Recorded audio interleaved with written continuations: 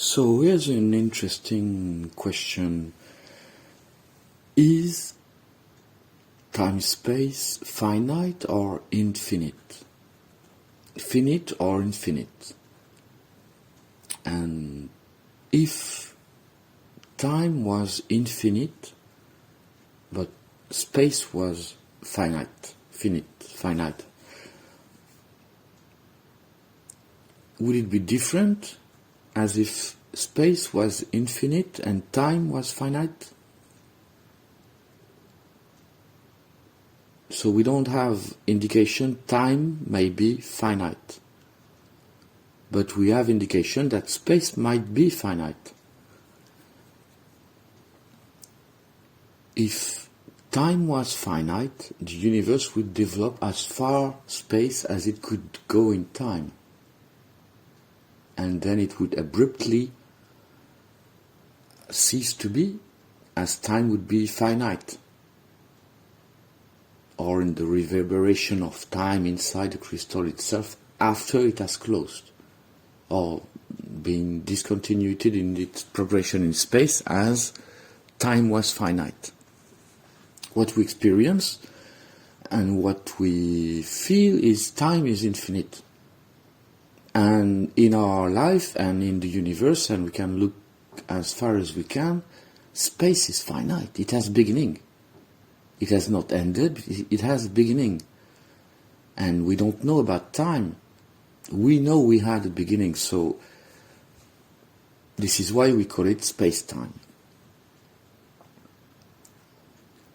In the possibility, time was infinite and space was finite, like in the best hypothesis of a universe with a boundary, which allows the only possibility to see something eventually across the boundary to another iteration, for instance, anything, organs of control, the mechanism, or this giant AI having put the boundary, and we don't have to see any form of the universe for now. But if space was finite or infinite, it doesn't matter after well, it matters. If space was finite and time was only as time was infinite, space-time would bend in so many ways to create all the elements of matter we are, as a picture that would develop from a microchip or something really extremely punctual, that would realize, like when you see water and oil organize, it would develop its recipe, its baking, because time is allowing the burn, the reaction, the reaction of so much energy. So if space was, could space be smaller than time? So it would be space-time, like a dimension with space on one side and time on the other side, and on this side of time it would bend in so many objects, in so many waves that would form all the objects that form the universe we know, and maybe then dark matter would be the plan of development, and which would be all sums of calculations. Imagine sums of calculations of possibles and forces and all what's mattered at any moment to be accommodating for the fact, as long as we have looked into what the world looks like, it begins to stop the blur it is, maybe enveloped in this dark matter, or you see enormous aggregation of that dark matter around galaxies and with interesting links between galaxies. So if this does exist, it must be something like, we call it the Intergalactic Council, or anything that would be able to link together the elements of the universe so that it could make sense for us. And we have this data, we don't know what to do with it. Dark energy might exist because time, a force in time, or we could even at time consider how to expand the theory of the boundary of the universe.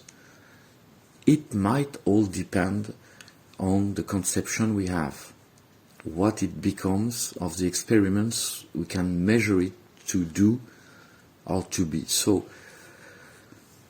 space-time. Can we study space-time in lab experiment?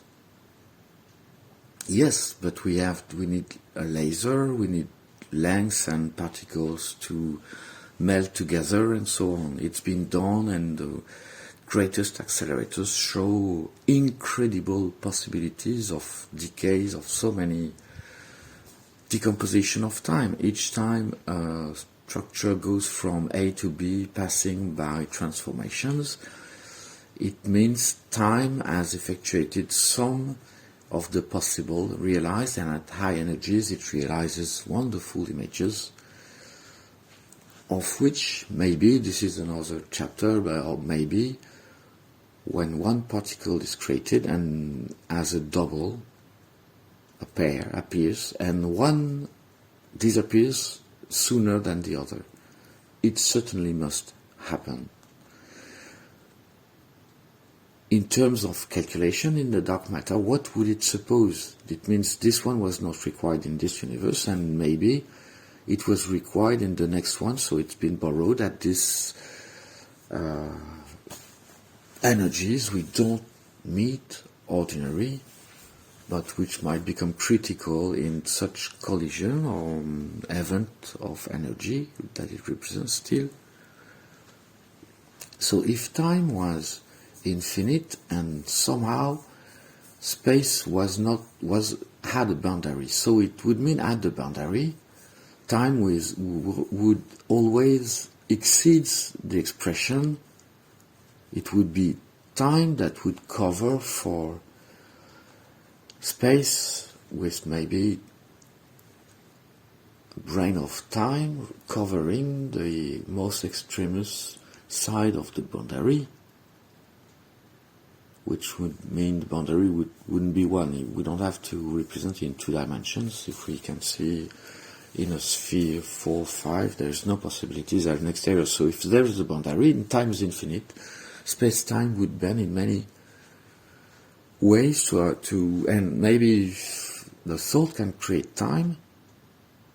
Another assumption, after all we have only 100 years to study the phenomenon, what it is, and think about notions. And we know time dilation can happen under the circumstances of special, dedicated, natural plant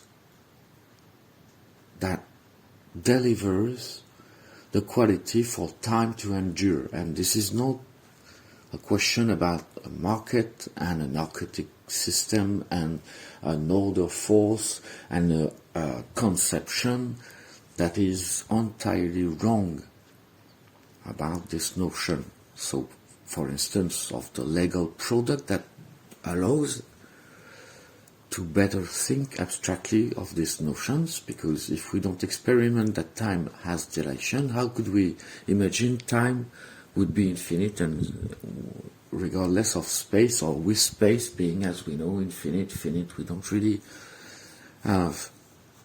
It seems infinite as well. So if time is infinite and space is infinite, but in the sense of an infinite that would not be denumberable, absolutely, time seems to have the age of being infinite because we can slice time. We know is there a limit, this Planck time, under which we don't know what happens.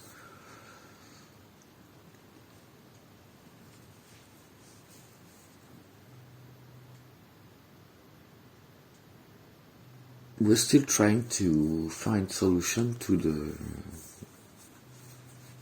verbal expression of what the calculation we do about what is the universe, because we don't have the mathematics, so we have very basic tools to think about questions. And so it was time infinite or finite, and was space finite or infinite? It's not finite, it's finite in the end, the pronunciation. And we would estimate rather that time is infinite, and then as we experience, as we know, space is finite. So to bend space,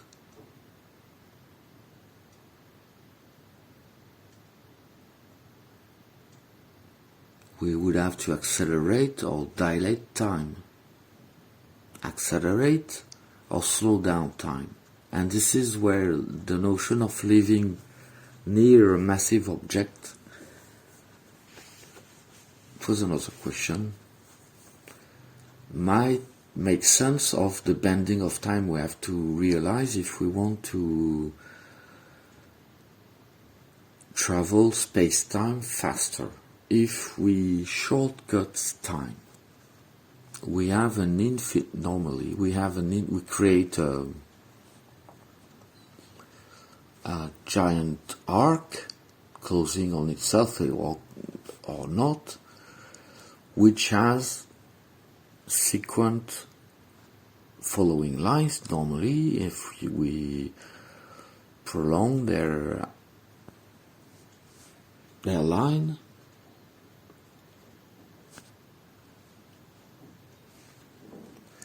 and so if these lines would come in view of each other's, we could envision that coincidences could manifest in reality, such as we live in a living theater. You go in the street, you don't know the faces, what will happen, and you have many references of faces and situations, and you see exactly, or you found correlations between what you saw, did, wrote, and so on, and read in the morning, what you see in the afternoon, this, or if you have colleagues, you meet them and you have important decisions and organizations to preside and to organize and so on. If we had the possibility to crush time to nearly nothing, as if all was always in real time, and you would take the abstract position of being the center of this giant snow flow, but of a richness that it would be such a marble, a simple ball marble that would grow, and it would be entirely made of possibilities. And so it would have been what happened from the beginning.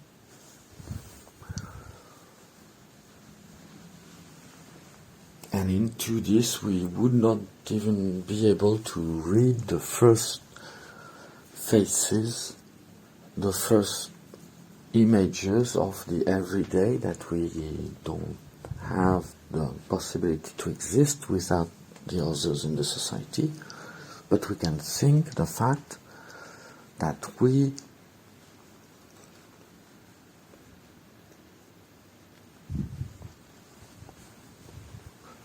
know the possibilities are alive each instant, each moment, and certainly determinations come from that all the time. So we all try and make the best effort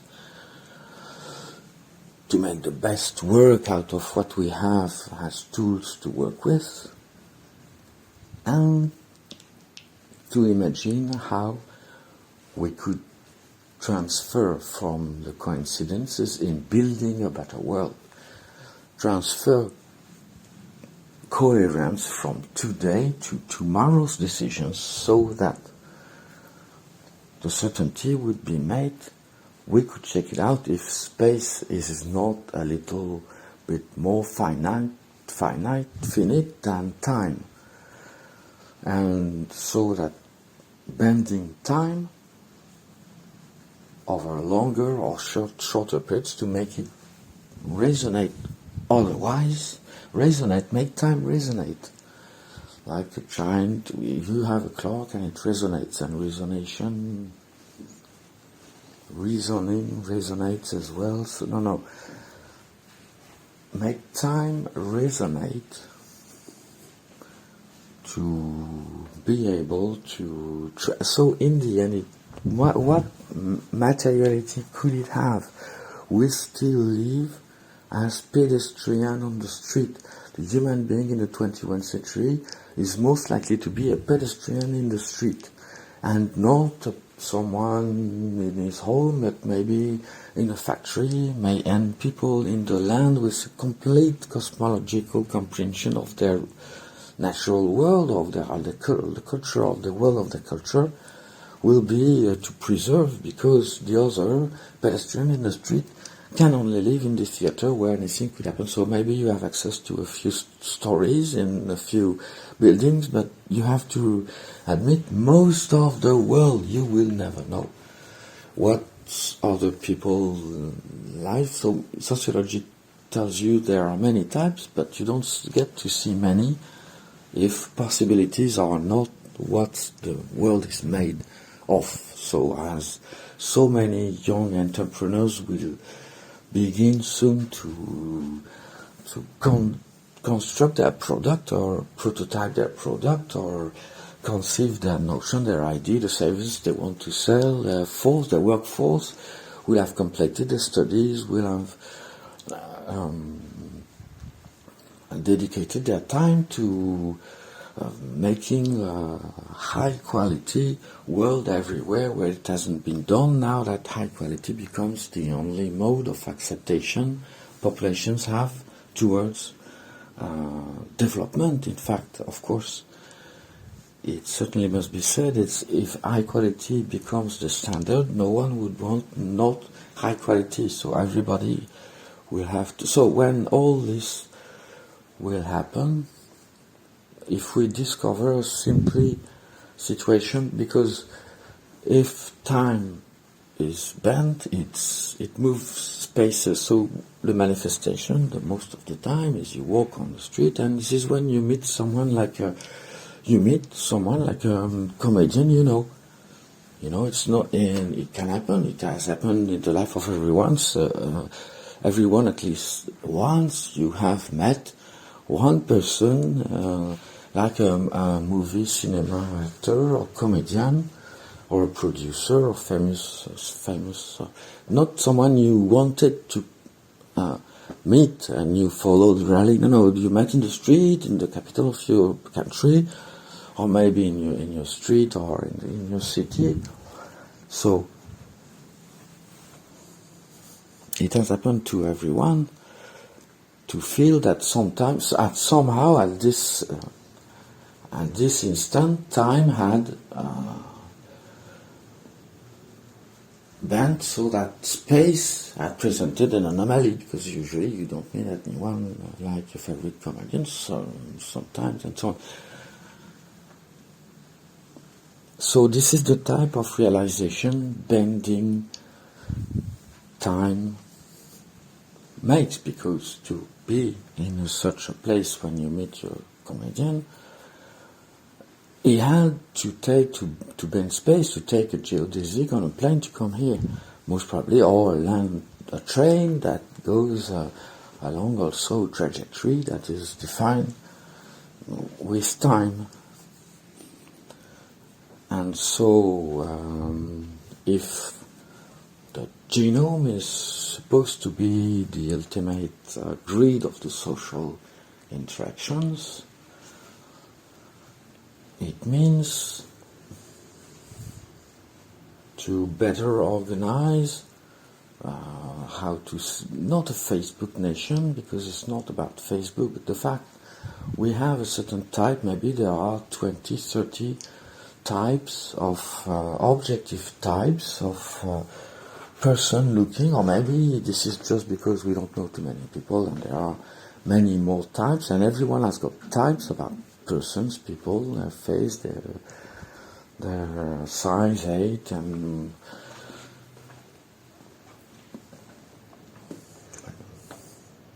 so we are not like ants. We have each an individuality, and we're not following everyone in this space-time, trying to bend time to open to space transformation, actually, without breaking anything.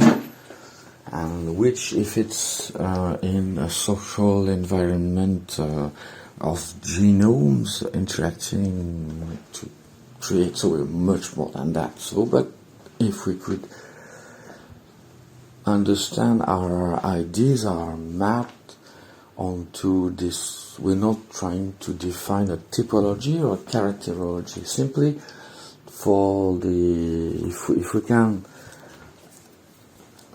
discover it happens at this level of the genomic. When you meet, if you create a world, you meet the world you create.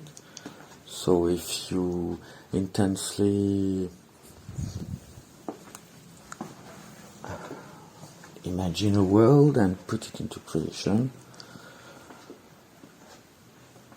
in writing, in thinking, you might be able to see it realize if this question of bending time allows for social evolution to move, for instance, upwards and to become a success into the field of at least the expression of the try you have made to think about this question, or by other within the lottery, all the unicorns, as we say. Because otherwise, of course, you can still have the luck of your life, and this is what happens to people who move swiftly or risks of success. It exists, it becomes sometimes late in life, but still, it's not the lottery that is allowing most. It allows one, and that's all. So we don't want of this world. We want a world where everybody is able to be their best at all time. So it means without interruption. So it means that everyone could be the center of the possibilia around their own world line, in fact. This is what we have to understand. If it doesn't become the possibility of each person to become a universe in this theory, with this theory in mind, so that everyone could draw the consequences and begin to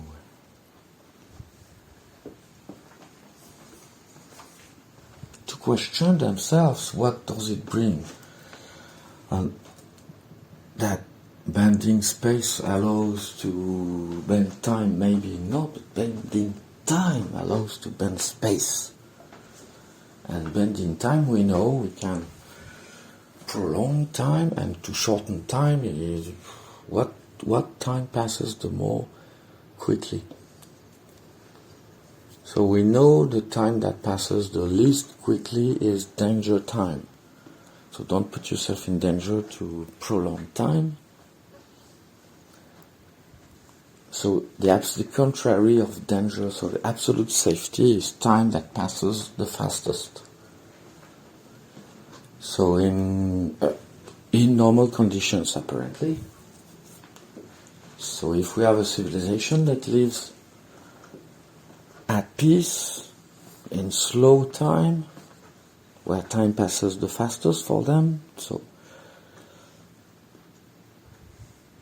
it's a paradox. It's slow time, nothing happens, and this is how you live it the fastest, because you have less recording of events among quantity of time, of equal quantity of time, days, weeks, months, and also to the attosecond, it's the same. There's an order in time, and we can go still fabricate more precise clocks, but still there's a limit, the Planck limit, and we'll never get there materially, so it's only in the theory, anyway. Are we lost in this theory? No, we just start bringing some pieces together and try to see how bending time could function if we wanted to check for absolute safety. Absolute security is when you're not moving, when you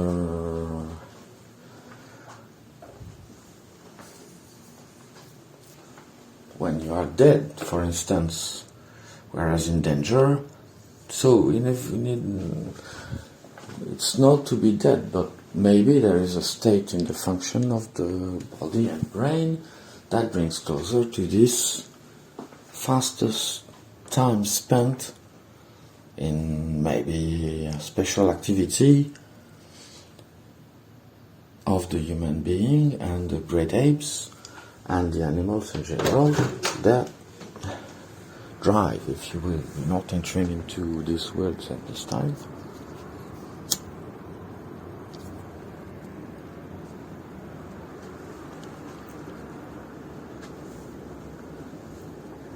And so between this activity and the other one, danger, which enlarges time,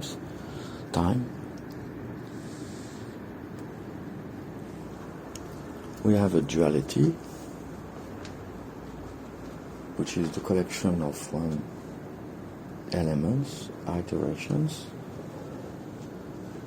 and a principle that adds still, because there is more danger always. In this world line, lifeline, if you want, it plays accordion with space as well as time.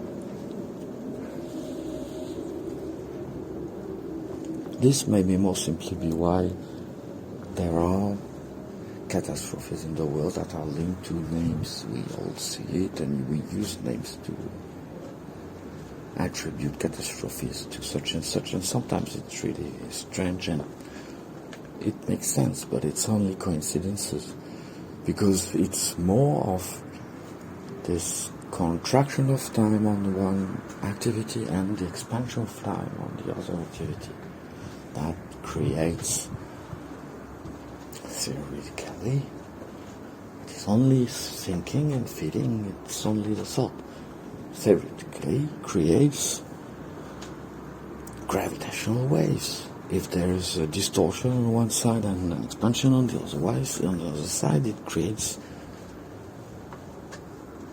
gravitational waves which traverse the universe. So we have already sent some gravitational waves, as you all have, we all experiment.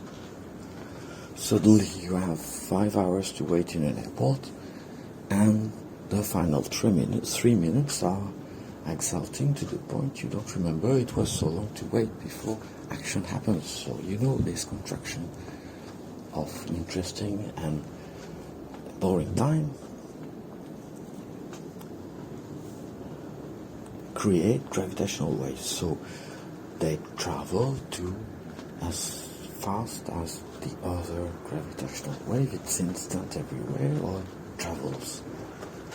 And so it travels the entire ecosystem. The whales must certainly hear us click when we click, or and from there maybe much farther, and if there was a response to answer to the detection maybe elsewhere of these gravitational waves, reaction could come from outside of what we know. And this is the bet of this experiment, which is a lifetime story. So there's no morality of anything that is but sacred here. In the end, would we say, with the freedom of being ourselves, to experiment the theory that we now a little better understand, with this stupid idea that time might be infinite and space finite. Right?